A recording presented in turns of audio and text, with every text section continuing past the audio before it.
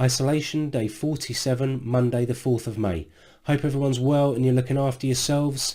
I'm starting to regret the fact that I've shaved my head because it's all coming back and it's only been a week and a half. So now it comes down to the decision about, do I shave it again or do I just let it grow out? But if I let it grow out, you're gonna witness the hair as it goes. Anyway, let's have a quick look at my blood sugars. I've got a couple of other things I want to talk about which are much more interesting. So let's do that first. So here's the Medtronic report. Blood glucose readings in the day: 4, sensor duration 23 hours 10 minutes. So 50 minutes where it should have been calibrated but it wasn't. Suspended 6 hours 41. Let's take a closer look. So this is the sensor overview.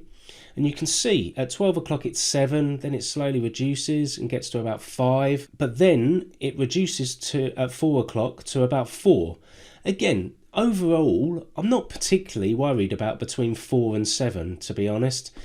Here it has quite a dramatic increase.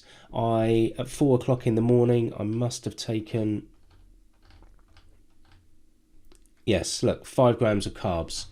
So I say dramatic increase, it went from 4 to 7. So 3 units for 5 grams of carbs.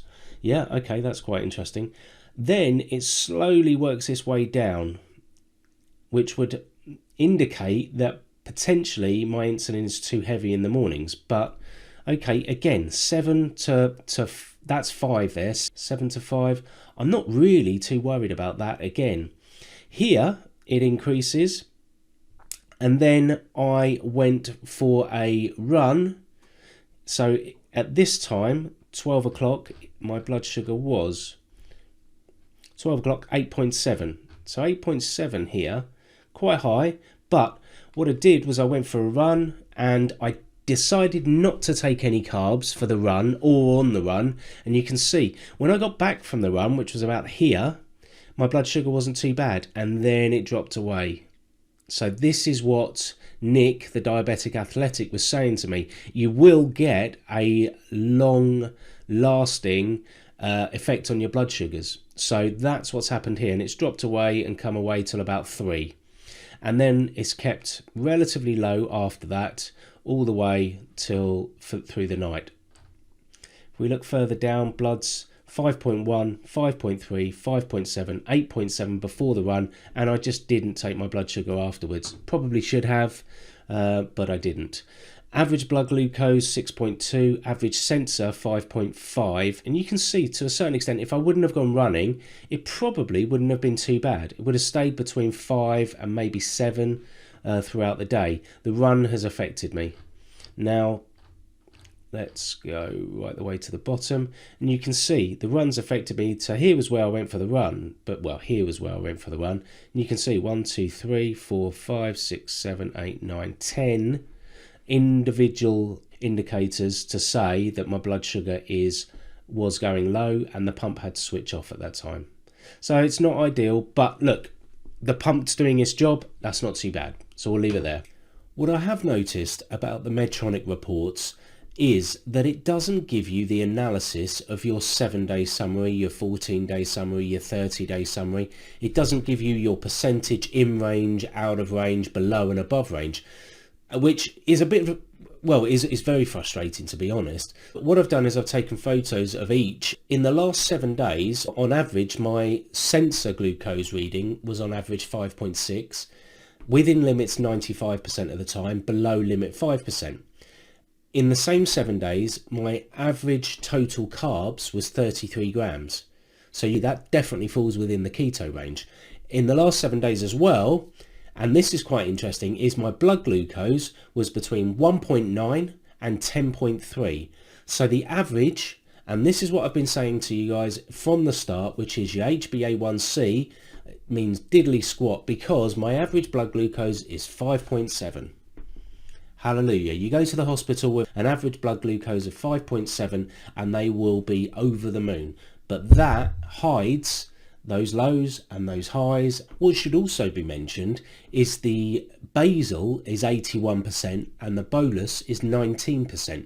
Basal is 4 times the bolus. That's a good gauge for when I do transition. We're going to see a complete flip in that. It'll be really interesting to see the analysis afterwards, I think. Now, if we look at the 14 days, I'm within range 93% of the time and below range 7% of the time. So a little bit more below, but that's what I was hoping to see anyway, because if we look at the last 7 days, it's been within range another couple of percent. It's never going to be perfect, okay? But bloody hell, 95%, I've got to be pretty happy with that. The sensor glucose average was 5.5 over 14 days. Total carbs is 38 grams. So again, falls within the keto range. Basal is 83%, bolus is 17%. So slightly less than the last 7 days, but it's pretty much there or thereabouts. The final picture shows the average blood glucose reading was actually 5.5. So that is exactly the same as the sensor glucose reading.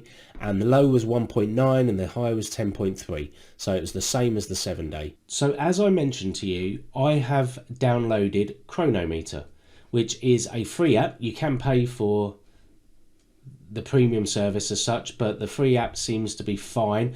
This is my first experience of this app, so I haven't come across this before, and it's pretty user friendly actually. Ignore the date, I got the date wrong, I must have pressed back, but this is the food that I ate on the 4th of May, which is the information that I gave you earlier. What I tried to do was put in the information as accurately as possible, and it's pretty damn good actually. So if I wanted to add food, if I wanted to say, okay, spinach raw, you click on here and then it gives you different options, and you can put grams in if you know the grams and put the number of grams, or you can make a call on what it is. So let's say we have a 340 gram bunch. You've got carbs, protein and fat, and you just add that to your list. So I've done that with my lunch and my evening meal yesterday, and I'll put this at the top because this was one of my snacks for the day. I quite like pork scratchings as a snack. I know they're completely unhealthy, they're very high in fat, but they're very high in protein as well. So went for a run, walking as well. We had lunch, lettuce, spinach, mushrooms, peppers, green olives, coleslaw, cucumber, water, I had coffee, some peanuts, chicken breast skinless, leeks, broccoli, cabbage, stock cubes, mushroom, water. Had some ham and some cheese on some keto bread, and that's pretty much it. But this is the interesting part. This is what they give you as an overview. So I'll blow this up as much as I can. Energy. Protein. So I had 113 grams of protein. It also gives you a bit of a download. Top of the list, pork scratching, 44.5 grams. Chicken breast, 41.7 grams. So carbs, 43 grams, which doesn't agree to the carb that I put into the pump, which is quite interesting. I think perhaps I didn't put in things like the jelly babies into the pump. But look, fat is 90 grams. Minerals. And the clever thing here is, let's go through these. So I've got energy, 50% of the energy. Water, I only had 50% of the water. I've got to drink more water. I knew that anyway.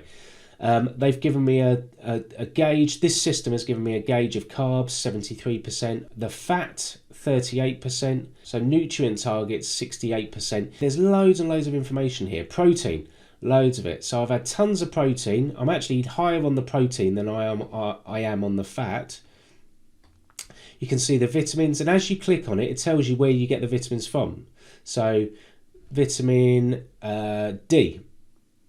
Okay, let's look at that. Vitamin D from oily fish, salmon, mackerel, sardines, egg yolk, and more fortified milk. Well, no wonder the Mastering Diabetes guys say that you have to take vitamin D replacements, because none of that is on the low-fat, plant-based whole food approach. All I'm doing at the moment is tracking this, and I'm going to keep a log of it. And then we will look at this each day going forwards for the next few days. And then I will compare these days to when I start to move on to the low-fat, plant-based whole food diet. And we will start to see, I'm expecting to see, that carbohydrates will increase dramatically, vitamins will increase dramatically, minerals will increase dramatically, protein should reduce.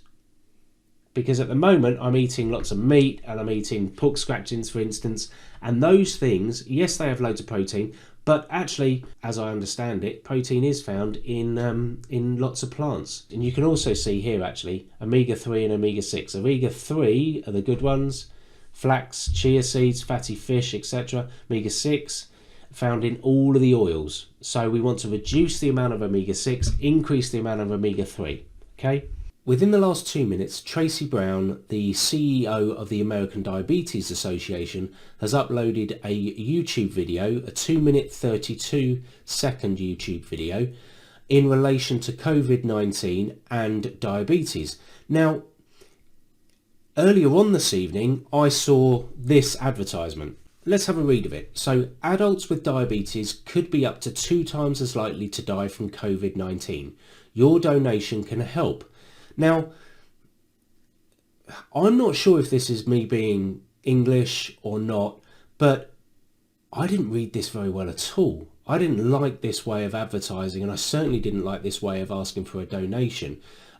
Let's read below. So, this is a difficult time for us all, especially for people with diabetes. We're working as hard as we can every day to drive change and find a cure, but we need your help. Help us help you by donating today.